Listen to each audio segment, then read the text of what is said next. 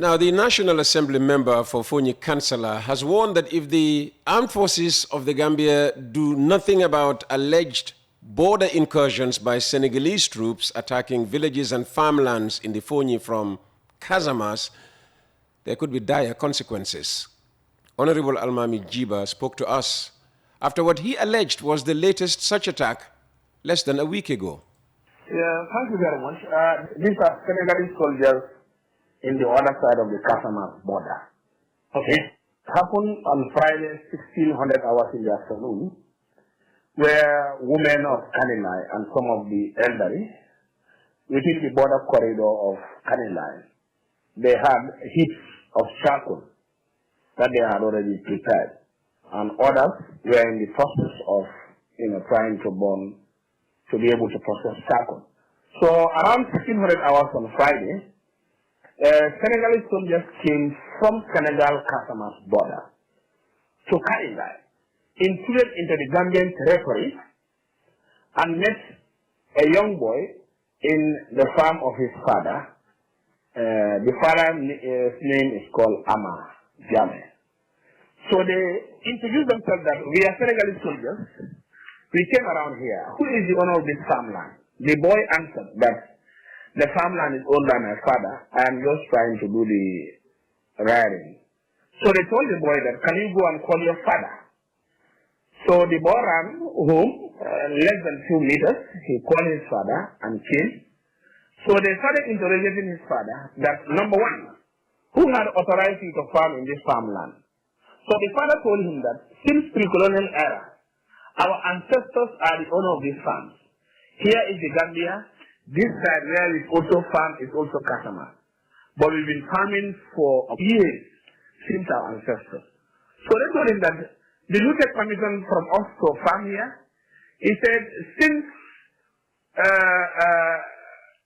the beginning of Senegal, or since our parents settled here, we have never took any permission from the Senegalese authority to ask them for us to farm. We've been doing this continuously, and we think we owe no permission to any of this. Because I can tell you, he said to the soldiers that it's about 70 years ago we've been continuing farming here. So I don't think we should get permission to farm in our territory. So they also told him that, after that exchange of almost 2 hours, so the guy told him that, don't you think we cannot arrest you and take you to Senegal? So he told him that, arrest me. I'm in the Gambia. If you arrest me, Senegal is also a country. Wherever you're going to interrogate or put me to, I will say what I know. I am a farmer, and this is my farmland, and this is my grandma and my goose farm. So therefore, arresting me doesn't move me, because I am in the right thing, and I'm doing farming, nothing else. So when it happened, so they let them move. It was aside, 2 heaps were in Casamas, the other 4 heaps were in the Gambia. So they entered into the Gambian soil and burned all the heaps of charcoal into fire. So when it happened, the father then called the villagers, and they informed the Kanilai military barracks. So when they came, when the Gambian soldiers came, the Senegalese soldiers have already left and ran and went back to Senegal. So this is actually what is happening at the borderline. Senegalese will definitely come and intrude in the Gambian soil, do heinous things, and go back. So before the Gambian soldiers respond, they have already entered inside. I can tell you a month ago, it happened in a village in Fonyi-Bondale, where they came to the village and claimed ownership of the village. So the villagers told him that, don't you know that you are already in the Gambian soil? They said, no. Our GPS or GRS show us that, this is not the Gambia, it is Senegal. So there are Gambian intelligence officers who were part and parcel with them. They told them that you have already entered into the Gambian territory. So you cannot tell us that here is Senegal. And in fact, can you look at this area? These are the poles of Gambia, electricity of Gambia inside this particular village. So later, they had a push and pull, a bigger push and pull. So the entire masses of the villages came out, to respond and told them that, in fact, do you know what? you are in the Gambia, not Senegal. The Senegalese soldiers, this is their behavior, and this is their mode of operandi that they are doing along the Gambian border in my constituency. So therefore, as a National Assembly member for that constituency, I went to the village, went to Canela, and I saw it for myself that two ships were just like less than even 1 meter inside Senegal border. Then the other 5 were in the Gambian border. So they came and burned that of the Gambia and that of Senegal. They burned them into ashes. These are Senegalese forces inside Casamas who come away from Casamas and enter into the Gambian territory. Okay. From your own explanation, it's like things like this are not happening for the first time. Now, how are the locals there, like people of your constituency, faring with this situation? All these issues, wherever it happens, I inform the defense minister, national security advisor, and the army head are all informed. What they will tell me that the army command in Canada will send a report and we look into it. I am asking them, and I will continue to ask them that let them take an immediate response to this crisis. Because this crisis is unacceptable, it's unbearable, and it may cause collapse. It was a month or two later where the Gambian armed forces and the Senegalese armed forces nearly exchanged fire in the village around the Kony Bandali end. The problem that we are facing is the Gambian armed forces are not well equipped in the border. Senegalese armed forces are fully equipped with the APCs and grenades. When the Gambian armed forces are only having AK-47.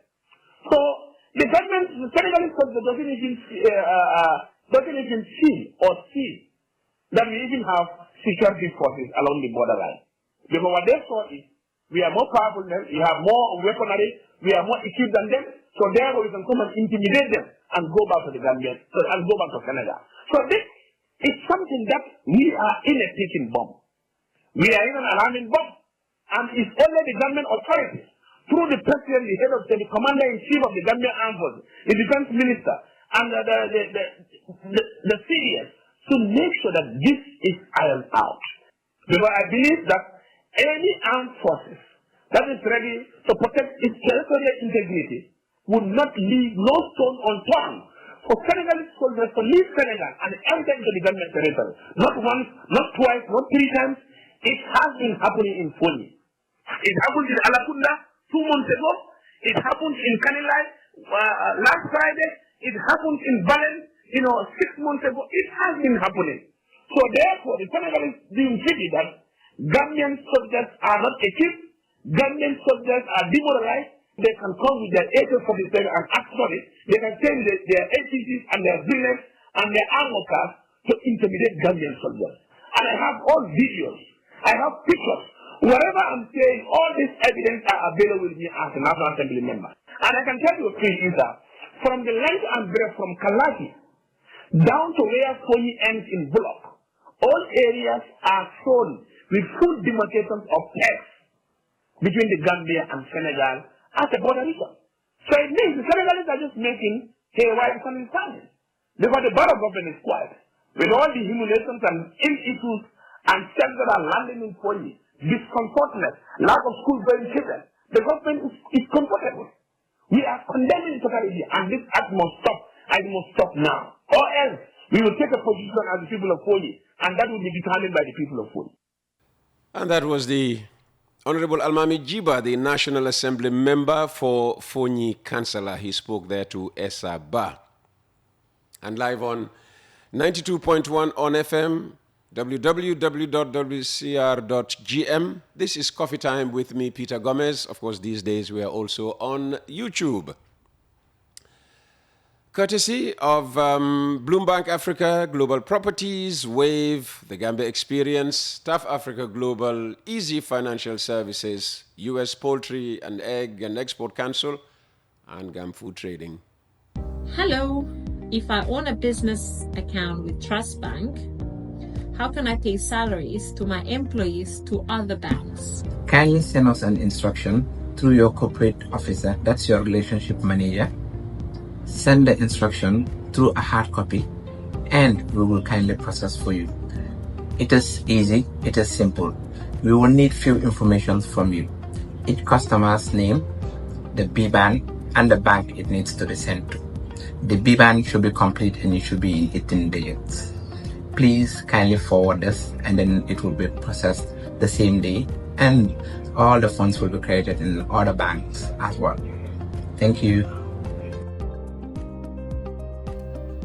If you'd like to advertise on Coffee Time with Peter Gomez, get in touch with Mr. Jibril Jassi on 699-0107 or 787-0107 or 999-924-2424. I always confuse the 999-0107, which doesn't seem to work anymore. Welcome back. The 29th United Nations Climate Conference in Baku, Azerbaijan is halfway through, yet significant progress remains elusive, especially on the critical issue of climate finance. The annual gathering, intended to address global challenges related to climate change, has seen distractions overshadow decisions during its first week. As ministers and decision makers take center stage this week, the stakes are high for resolving funding disputes and laying the groundwork for actionable agreements. The Gambia, as reported earlier, is being represented at COP29 by the Minister of Environment, Climate Change and Natural Resources, Rohi John Manjang. Now, despite the setbacks, she remains hopeful that progress can be made in the coming days. The COP29 is progressing well. Technicians have almost closed their negotiations at their own level. Now they will be joining the ministerial negotiations, especially noting that most of the decisions have been transferred to the ministerial discussions. It's unfortunate. We usually look forward to the technical team being able to agree at least maybe one or two decisions to be shifted to the ministerial level. That makes the ministers' work easy and also less intensive. But now, as we see, about 25 decisions has been all forwarded to them for ministerial engagement, signaling the likely impossibility for agreement in most of the texts. So this is not good news, but again, you never know. Sometimes it happens, technicians don't agree, and then when the ministers sit over it, the reason starts to flow, and we can agree. It happens COP28. We nearly lost hope, but by the time we closed the day, we started agreeing, and then it was not even necessary to extend the days as we see in other COPs, where the ministerial engagements will warrant an extension of the COP days to conclude. But last year, even though there were challenges in the starting, but we are also by the grace of God, we were guided to agree, especially on the critical text, which is the loss and damage. But this one around, we're still hopeful, maybe praying that we are also confronted with the same luck we received in COP28. But for now, as we call this COP as a climate finance, finance is our main challenge, especially for the developing countries. We are with the view that even though it has been claimed that by the OECD that in 2022 the 100 billion yearly pledge was met, but again Oxfam and other reports indicated contrary. Notwithstanding, even if it was met, there are so many things embedded that did not guide the proper implementation of that 100 billion, seeing that more than 60% went into loans. And that is not sustainable, it's not practical, it's not climate justice, and we are not agreeing to that as the least developed countries. When we contributed least to the problem, why should we now contribute to fixing the problem? That is what we are advocating, and I think that is the right thing to do. With our text here, I'll just give you a brief rundown. The financing should provide jointly at least 900 billion in grants, equivalent terms of new additional predictable and adequate climate finance per year to address the current and evolving priorities and needs of all developing countries in accordance with Article 9 of the Paris Agreement and the decision hereafter referred to as the provisional goal. And we further decides that within this provisional goal, there should be proactive minimum allocation flows for the least developed countries and small island developing states of at least 220 billion for least developed countries, that's the LDC, and 39 billion for small island states. We are also saying minimum financial terms and conditions for non-grant instruments for all countries in this group that are at least, we are saying 1% or even below for the interest rate, whereas at least some of them could be come with as concessionary loans. But the rate with aforementioned interest rate being fixed 5 years or above for grace period within the aforementioned grace period from the time of the first drawdowns, 30 years or above for maturity period. That's the condition we are putting here in as least developed countries position. But again, we are also coming up with flexibility to have 1.5 or above for any service administratives and commitment change that is going to be charged, and mandatory inclusion of climate resilience debt clauses or debt reductions in the financial agreement. We just have to move on. For us, that's our positions. But now I think it's the climate politics comes in here.